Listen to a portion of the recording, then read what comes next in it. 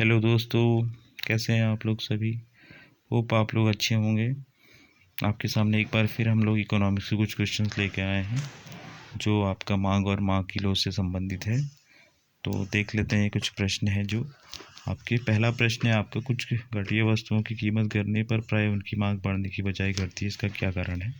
तो इसका जो कारण होता है वो आपका गिफन का विरोधाभास होता है।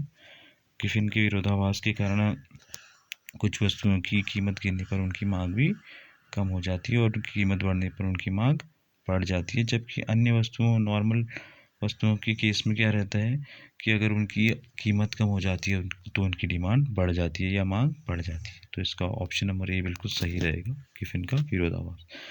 दूसरे प्रश्न की ओर जाते हैं हम लोग। व्युत्पन्न मांग का अर्थ क्या है। व्युत्पन्न मांग किसे कहते हैं, ये पूछा है। वस्तुओं की सकल मांग अधिक आय के कारण अधिक मांग, एक वस्तु के साधन की मांग। तो व्युत्पन्न मांग का जो सही उत्तर है आपका तीसरा रहेगा, एक वस्तु के साधन की मांग। एक वस्तु को प्राप्त करने के लिए उसके साधन की मांग अगर की जाती है तो आपका व्युत्पन्न मांग की जाती है। जैसे कि मकान बनाने के लिए आपको ईंट, रेता, बजरी इत्यादि की आवश्यकता होती है, तो आपकी व्युत्पन्न मांग के उदाहरण है सारे। तीसरा प्रश्न देख लेते हैं हम लोग। मांग की लोच की कुल आगम तथा कुल व्यय विधि को मापने का श्रेय किस अर्थशास्त्री को जाता है। एडम स्मिथ, मूर, रॉबर्ट ट्रिफन और मार्शल। इसमें से सही उत्तर है आपका चौथा, मार्शल। तो अगला प्रश्न देख लेते हैं हम लोग। अगला प्रश्न है आपका, मांग की लोच लोच एक परिमाणात्मक कथन है, दूसरा आपका गुणात्मक कथन है, तीसरा आपका ए और बी दोनों उपरोक्त में से कोई नहीं। तो मांग की लोच आपका कौन सा है, परिणात्मक कथन है। परिणामात्मक कथन पहला ऑप्शन बिल्कुल सही रहेगा। और पांचवा प्रश्न देख लेते हैं आप लोग। मांग की आड़ी लोच का सूत्र क्या है। मांग की आड़ी लोच का सूत्र पूछा गया है। पहला ऑप्शन है आपका, एक्स वस्तु की मांग में आनुपातिक परिवर्तन अपॉन वाई वस्तु की कीमत में आनुपातिक परिवर्तन। 20 ऑप्शन है, एक्स की कीमत में परिवर्तन, वाई की मांग में परिवर्तन। तीसरा ऑप्शन है आपका, मांग की मात्रा में प्रतिशत परिवर्तन, उपभोक्ता की आय में परिवर्तन, उपरोक्त में से कोई नहीं। तो मांग की आड़ी लोच का जो सूत्र रहेगा वो ऑप्शन नंबर ए आपका सही रहेगा, एक्स वस्तु की मांग में आनुपातिक परिवर्तन अपॉन वाई वस्तु की कीमत में आनुपातिक परिवर्तन। एक्स वाई की कीमत में अगर परिवर्तन हो रहा है, वाई मतलब कोई अन्य वस्तु, और एक्स, तो उसके कारण क्या होगा, किसी अन्य वस्तु जो एक्स वस्तु है उसकी मांग में परिवर्तन हो जाएगा। तो ये ऑप्शन आपका ए सही रहेगा। अगले प्रश्न की ओर जाते हैं हम लोग। प्रश्न नंबर 6 में क्या प्रश्न देख लेते हैं हम लोग। निम्न में से किसकी कीमत मांग लो सबसे कम है। तो पहला ऑप्शन है कॉफ़ी, लैपटॉप, कार और नमक। तो इसमें से सबसे कम किसकी होगी, नमक की आपकी सबसे कम होगी। कीमत मांग लो सबसे कम नमक की रहेगी। बाकी सभी वस्तुएं, कॉफ़ी, लैपटॉप और कार का हम लोग उपभोग का स्थगन कर सकते हैं, परंतु नमक का उपभोग का स्थगन नहीं कर सकते हैं, इसलिए ऑप्शन नंबर डी आपका बिल्कुल सही रहेगा। अगला प्रश्न देख लेते हैं हम लोग।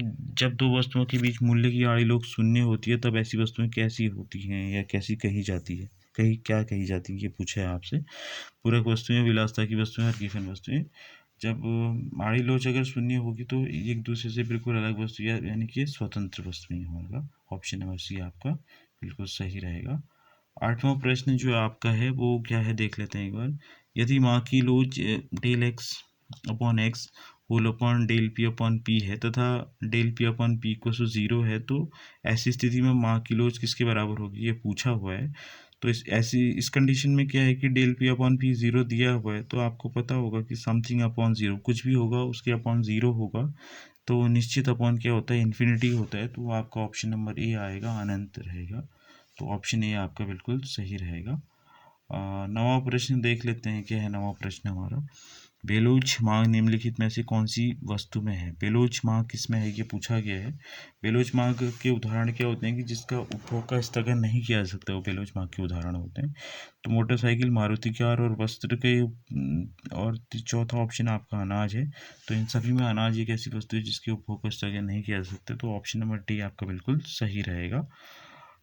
10वां प्रश्न देख लेते हैं हम लोग। जिस वस्तु की मांग की लोच बेलोचदार होती है उसकी कीमत कम निश्चित होती है, अधिक रखी जाती है, अधिक लोचदार होती है, उपरोक्त में से कोई नहीं। अगर किसी वस्तु की मांग बेलोचदार होती है तो उसकी वस्तु की अधिक कीमत रखी जा सकती है, तो ऑप्शन नंबर बी आपका सही रहेगा। इसके अपवाद भी हो सकते हैं, परंतु इस क्वेश्चन के अकॉर्डिंग इसका आंसर ऑप्शन नंबर बी रहेगा। तो आपका बी सही है। अंतिम प्रश्न आज का हम लोग देख लेते हैं। 11वां प्रश्न क्या है हमारा। हीरा पानी विरोधाभास किसने दिया? हीरक जल विरोधाभास भी कहते हैं इसको। तो हीरक जल विरोधाभास इस निम्न में से कौन, ऑप्शंस देख लेते हैं एक बार हम लोग। मार्शल, हिग्स, जेवेंस और एडम स्मिथ। तो इन ऑप्शंस में से एडम स्मिथ ने जो हीरक जल विरोधाभास दिया था, हीरक जल विरोधाभास देने का श्रेय आपका एडम स्मिथ का है। तो होप आपको ये क्वेश्चंस तो अच्छे लगे होंगे।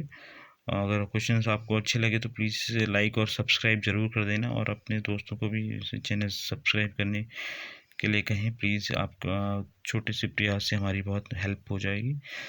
तो ऐसी अन्य वीडियोस के लिए हमारे चैनल्स को देखते रहिए। आपका दिन शुभ और मंगलमय हो। Have a nice day. Thank you.